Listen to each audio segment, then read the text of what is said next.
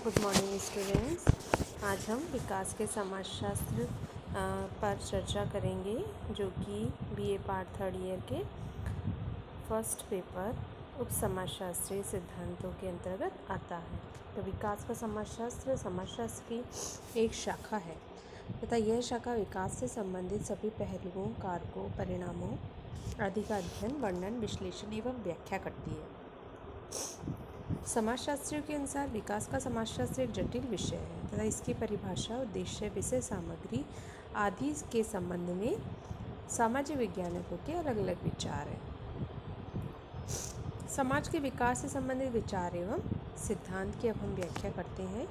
तो समाज के विकास के संबंध में कई समाजशास्त्रियों ने अलग अलग अपने विचार दिए। इसमें सर्वप्रथम अगस्त कॉम्ट ने 1838 में समाजशास्त्र की स्थापना की एवं समाज के अध्ययन के दो आयाम बताए। एक था स्थैतिकीय और दूसरी है गतिकीय। गतिशील अध्ययन में तीन अवस्थाएं आती हैं: धार्मिक अवस्था, तात्विक अवस्था और वैज्ञानिक अवस्था। तो जो धार्मिक अवस्था थी समाज की के अंतर्गत इन्होंने तीन अवस्थाएं बताई। इसी प्रकार समाज के विकास के संबंध में कई समाजशास्त्रियों के अपने अलग अलग विचार रहे। इसमें फर्स्ट था उद्विकासीय सिद्धांत, या इसे हम बोलते हैं रेखीय सिद्धांत। इसमें रेखीय सिद्धांत में थे कॉम्ट थे, स्पेंसर थे, मार्क्स, वेवलेन, रॉयलर, मॉर्गन एंड हेडन। इन्होंने बताया कि जो समाज का विकास होता है वो एक सीधी रेखा में होता है, यानी एक रेखीय समाज का विकास होता है। एक रेखा में समाज का विकास होता है। उद्विकास होता है। उद्विकास के अंतर्गत पहले पुराने जो विकास अवस्था थी उसी में अंतर्गत आगे चेंज होता है और वो एक बड़ा आगे समाज की ओर अग्रसर होता है। तो इस प्रकार समाज के विकास के संबंध में ये सिद्धांत है। तो सर्वप्रथम अगस्त कॉम्ट की बात करें तो अगस्त कॉम्ट ने समाज की तीन अवस्थाएं बताई थी विकास की। एक पहली थी धार्मिक अवस्था। धार्मिक अवस्था वह व्यवस्था होती है जबकि किसी भी सामाजिक घटना के लिए वहाँ के जो धार्मिक अवस्था थी, यानी ईश्वर को किसी भी घटना के लिए इसका कारण माना गया कि कोई भी घटना जो होती है वो ईश्वरीय देन होती है, ईश्वर के कारण घटित हो रही है। तो किसी भी घटना के पीछे एक ईश्वरीय, एक अदृश्य शक्ति है। दूसरी होती है तात्विक अवस्था। तात्विक अवस्था धार्मिक अवस्था के ही समान है, लेकिन इसमें मूर्त शक्तियों को अधिक माना गया है कि कुछ मूर्त शक्तियाँ होती हैं जिसके कारण समाज की अवस्था तात्विक अवस्था होती है। किसी भी घटना जो भी घटित हो रही है इसका मूल कारण समाज की गतिविधियाँ ही है। फिर आता है फिर वैज्ञानिक अवस्था। वैज्ञानिक अवस्था या इसे बोलते हैं प्रत्यक्ष बोध अवस्था या तार्किक अवस्था। तो वैज्ञानिक अवस्था के अंदर ही यह माना गया कि किसी भी घटना के पीछे कारण तर्क वितर्क होते हैं, यानी किसी भी घटना का प्रमुख कारण वहाँ पे घटित होने वाले तर्क वितर्क है। तो जब आपस में तर्क वितर्क होता है तब वो घटना घटित होती है, यानी किसी भी घटना के पीछे कारणों का होना बहुत आवश्यक है। तो उसे किसी भी घटना को वैज्ञानिक तौर पे या तार्किक तौर पे परखा जाता है। तो यह है इनकी वैज्ञानिक अवस्था। दूसरी हम बात करते हैं स्पेंसर का सिद्धांत। स्पेंसर के सिद्धांत के अंतर्गत स्पेंसर भी एक रेखीय या उद्विकासीय समाजशास्त्री थे।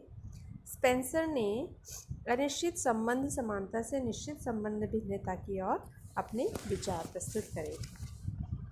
स्पेंसर ने बताया था कि उद्विकासीय तत्व का समन्वय एवं उससे संबंधित गति, जिसमें अनिश्चित असंबंध समानता से निश्चित संबंध भिन्नता की ओर परिवर्तन होता है। स्पेंसर के अनुसार समाज और संस्कृति में यही नियम लागू होते हैं। तो जब प्राचीन युग में व्यक्ति केवल अपने बारे में ही जानकारी रखता था, उसे संस्कृति या समाज के संबंध में कोई जानकारी नहीं थी। तो सभी व्यक्ति प्राय एक ही समान थे, एक तरह की सोच रखते थे, एक तरह का जीवन व्यतीत करते थे।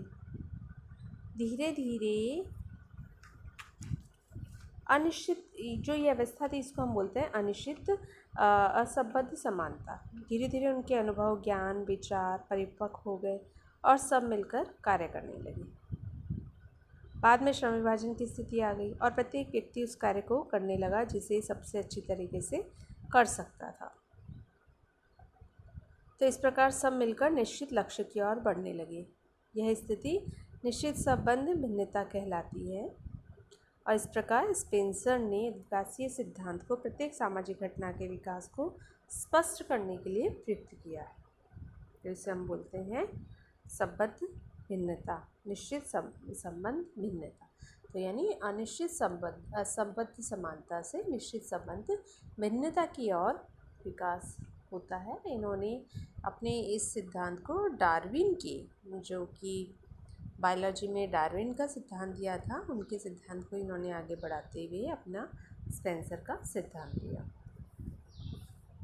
नेक्स्ट हम बात करते हैं मार्क्स के सिद्धांत की। तो मार्क्स ने भी सामाजिक परिवर्तन के लिए विकासीय सिद्धांत को ही इसका उत्तरदायी माना।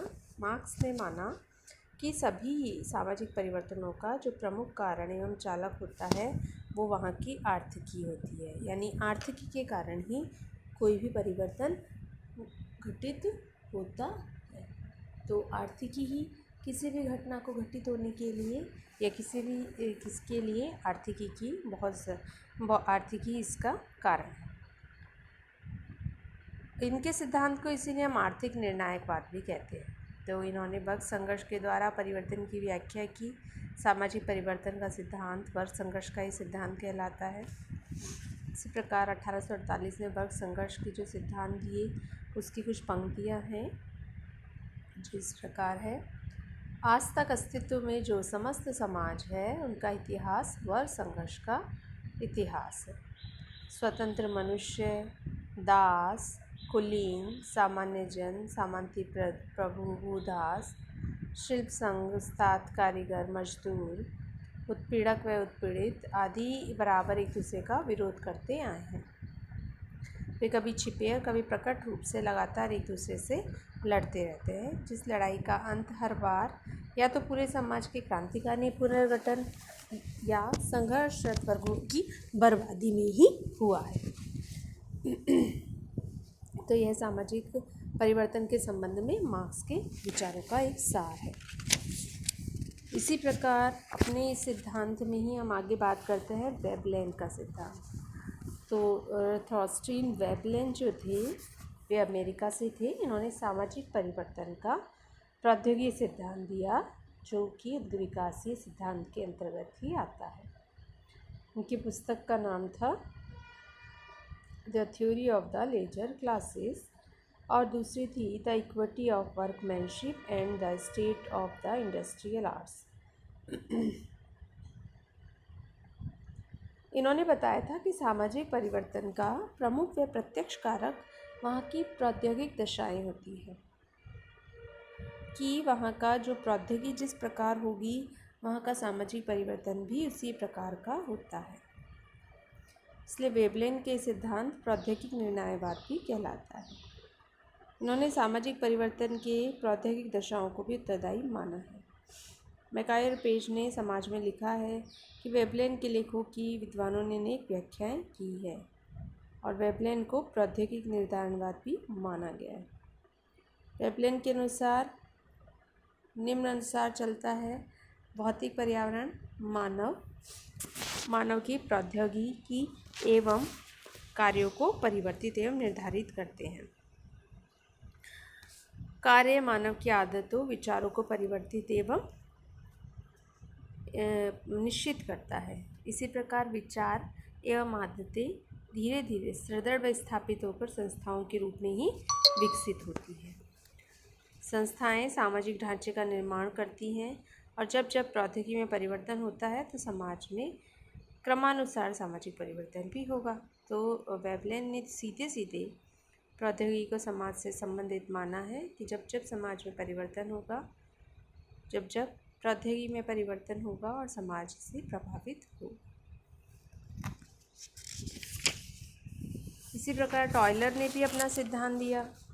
टॉयलर ने इन्होंने मनुष्य की आत्माएं, स्वच्छंद आत्मा एवं शरीर आत्मा की बात की। इनकी पुस्तक का नाम था प्रिमिटिव कल्चर। इन्होंने बताया था कि मनुष्य के शरीर के बाहर जा सकती है, सही प्रकार के अनुभव कर सकती है। शरीर आत्मा जब मनुष्य का शरीर छोड़ देती है तो व्यक्ति की मृत्यु हो जाती है और उसकी आत्मा प्रेतात्मा बन जाती है। तो टॉलर के अनुसार सबसे पहले आत्माओं की पूजा होने से बहुदेववाद का उदय हुआ था। इसके बाद बहुदेववाद एक देववाद बन गया। सभी धर्मों की उत्पत्ति मरे हुए लोगों के डर के कारण ही हुई है। इस प्रकार उन्होंने धर्म की 3 स्थितियाँ बताई थी: पूर्वजों की पूजा, देवी देवताओं की पूजा एवं एक ईश्वर की पूजा। तो इस प्रकार टायलर ने भी उद्विकासीय सिद्धांत में ही अपना योगदान दिया था।